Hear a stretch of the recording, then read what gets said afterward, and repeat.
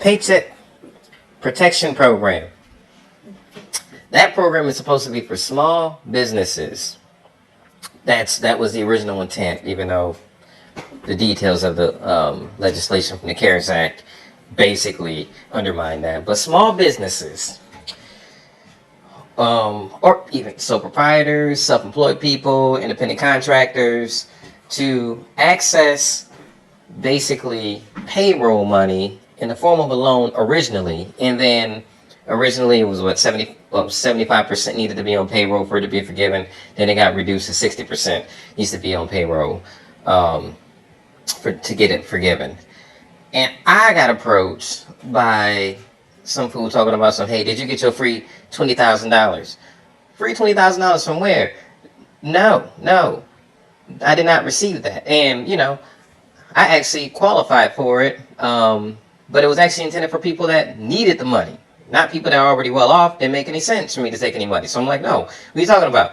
And he didn't even know what it really was. I think he just said PPP, but I don't think he knew what it really meant. That it was actually supposed to be for basically like self-employed people or businesses. So this fool literally thinks, and apparently somebody came to him and told him, hey, I'm a quote-unquote processor. You get your $20,000.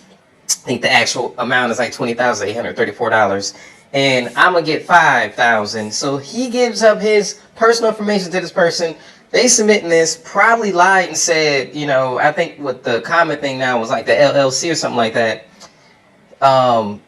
Basically said that he has a business or he's one of these entities that qualifies for it, and then he gets his 15 grand, and then the other person gets the 5,000. And for some reason, that did not seem suspect to him. First off, that's a heck of a commission for you to give to somebody. Like, that's a good portion of the money. Like, you can't Google the steps on your own. Like, this is a very popular program. And then save yourself $5,000 to go through a little bit of paperwork. That's pure laziness. Secondly, yeah, that sounds suspect. And of course, it is suspect. It's complete fraud. It's 100% fraud. And this fool thinks it's free money, even though it literally is a loan that needs to be forgiven. So what's going to take place? Common sense says when you file your taxes, and they find out that you don't have any business at all, never even claimed one, but you wrote this information because it's documented on a freaking form, submitted it. This ain't even just strictly from the, a private lender. It's from the Small Business Administration. I'm sorry, Small Business Administration. It's 100%, government granted, and government liable. So you're frauding the government, dummy.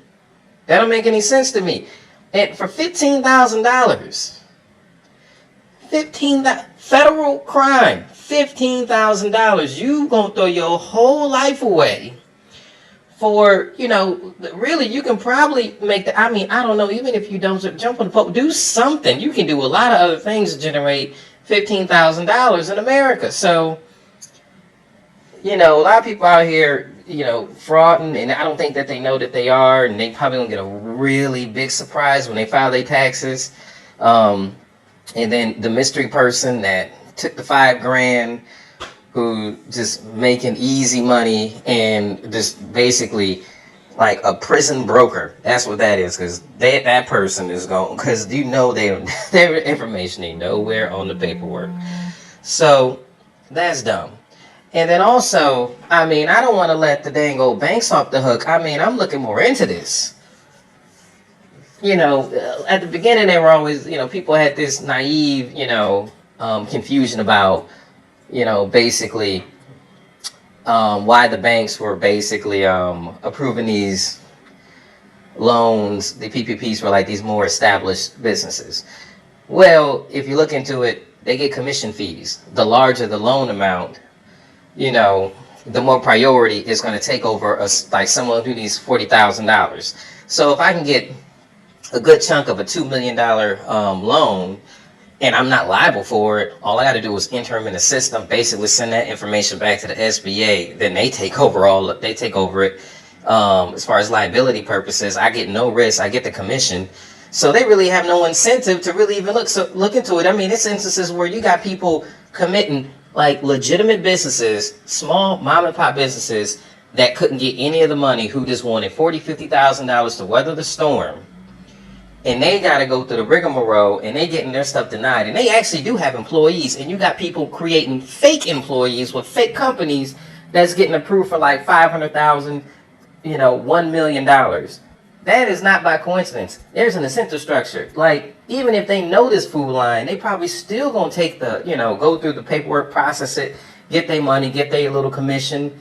And then, basically the rest of the, the enforcement falls on the government. And we got to pay for the loss as far as taxpayers go. They should have put some provision that made them a little bit more liable, because, after the last crash, we done bailed them out. The bare minimum they can do is take a little bit of risk. I mean, so it's, it's a lot of fools and a lot of crooks, out here. But it ain't just these idiots who basically giving $5,000 of taxpayer money to some prison broker, and then getting their measly $15,000, and then now they're gonna be liable probably when they file, either the taxes for 2020 or next year when they file 2021. And then the red flag basically is completely determined, and then all of a sudden they're gonna have feds coming picking them up. Why they probably but they probably already blew through the money. So it's a lot of crooks out here, not a lot of good guys in this situation. But y'all need to be more suspect of somebody coming and saying to you, I'm gonna get you $20,000 of free money. Ask a few questions. Just Google it. See what the heck they talking about before you go ahead and sacrifice your freedom for a quick buck. And you politicians need to stop, basically giving this free money to these banks and not making them work for it that much, But yeah, y'all stay out of jail and keep doing what you're doing, please.